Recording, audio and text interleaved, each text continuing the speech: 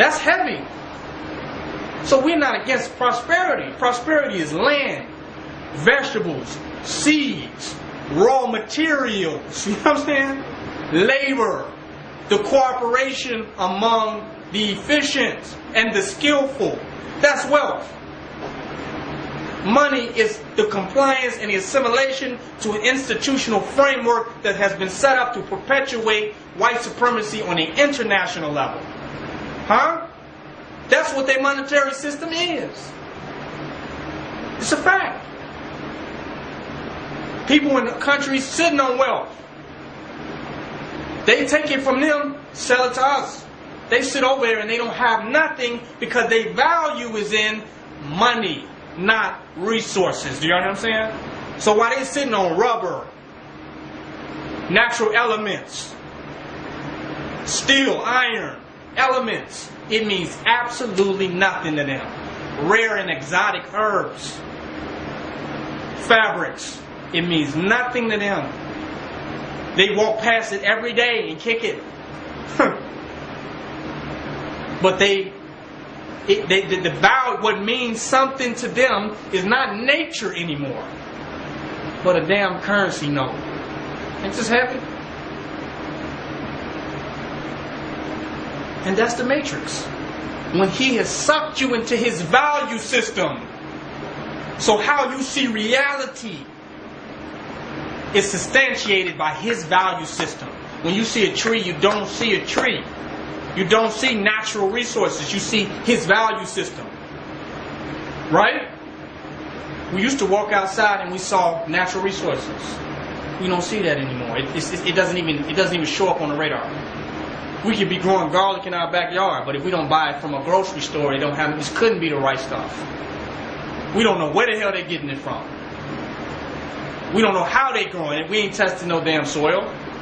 But just because it came from him, it's valuable, right? We buying water from him. He didn't piss in the damn water. We ain't tested no damn water. We don't know where the water is coming from because we paid for it. Huh? So it ain't even the water no more. Ain't nobody testing the water. It's not, the water has no value anymore. That we paid for him as this aestheticism. Water. You see what I'm saying? This is a whole magical ass dimension that we have been sucked into through his economic reality. And that's what we're escaping. Because that's the only place he has power. That's the only place he has power. He cannot get a whale. And the human is worse because a whale would never accept that. A fish would never accept that. A squirrel do not care. But us, we have been hypnotized into making his value system the basis of our reality. And until we change that, we will not be liberated. Because what we consider liberation is creating more value in his system. Not a different set of values, but we consider achieving something by being validated by his reality. Dr. Martin Luther King could have marched out into the forest, right? And built a complete society. But he wanted, his value system was consistent with the Europeans. He wanted to be, he had the same values that they did. And he wanted them to allow him to share in that value system. This is what Dr. King wanted. We had our own restaurants, stores, and movie theaters. We had all this. But he had the value. Because what we had was not seen as valuable. We needed to be accepted by him. Because we didn't even feel like we had values until he accepted us into his household.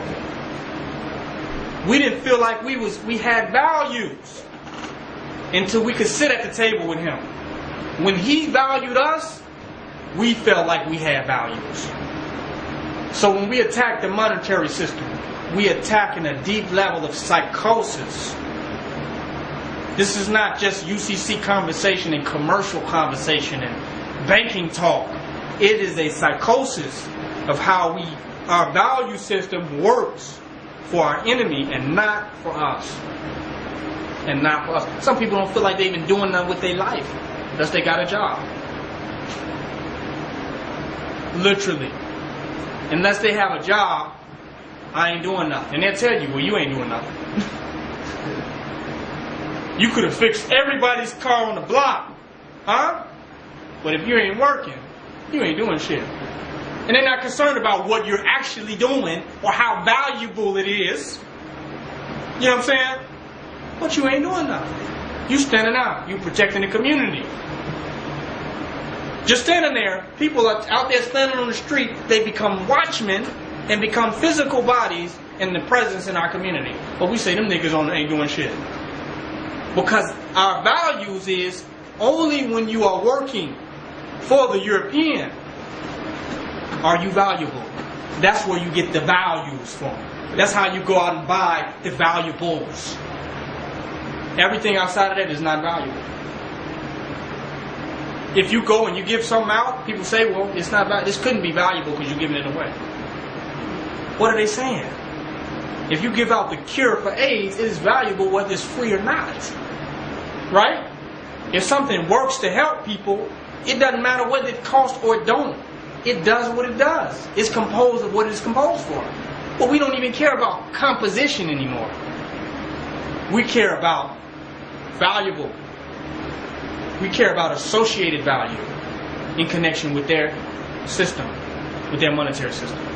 So my whole point is that the monetary system, and our talk of non-capitalism, is not just communist conversation. And it's lazy of people to say, oh, y'all just against capitalism. Come on, stop. We're talking about a deeper level of conscious realization of substance in the universe. We're not just talking about some Soviet Union, Russian concepts about economic transactions. We're talking about a deep psychology that our people have been induced in through our association with this European. And that chain has to be broken where we begin to see the value of ourselves. Because wait a minute, man. How are we going to build an independent, sovereign community with us, just us, if we don't completely and absolutely value ourselves? Our values inside of what he's doing is always going to what? Pull us back into what he's doing. So if your values are with him, like him, if you got the same values he have, how do you get away from him? And if you have the same values that he has, then he has a right to judge you. Why? Because you have the same values. So anybody with the same values can what? Judge each other, correct? But if you truly have different values, then he don't have the right to judge you. If that's true. And that's why sovereign countries have their own sovereignty, not because of guns and weapons, because they actually do have a different value system on that demographics of land. Am I right? And the Europeans knows their values are different from ours. So we cannot go and regulate their affairs. Is that right? Our laws don't apply to them because they have different values. The shit that's valuable to us isn't valuable to them. And the shit that's valuable to them is not valuable to us. So there is a true distinction. Us here, same values. They lock you up. You was out there trying to get money? Yes, I was. Your ass going to jail. We got the same values. You valued that shit when you was about to steal it, didn't you? I'm just keeping it real. The value system gives them the authority to judge us. And we'll listen to it and entertain it. Because we actually do. The gangbanger on the corner has the same values that the police has. They may do something different, but their values is the same. Because when the officers say, what are you doing? They're guilty. They know they did some shit wrong. They know they didn't fucked up. Why? Because they have the same exact value system. So they can be judged. Even though this is the criminal, right? And this person is the law enforcer, they both have the same value system. Just on two different sides. But when we become revolutionaries, we do have a complete, absolute set of values.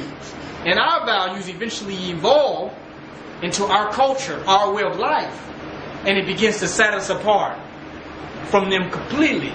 And it becomes a recognizable separation in a large body of people. And that gives birth to a culture, to an empire, to a state, and to a country. But every country's holds with pride is values. That's what separates every country from another. It's value system. Because what's the distinction?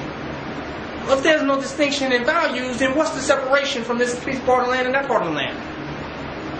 Canada values free health, right?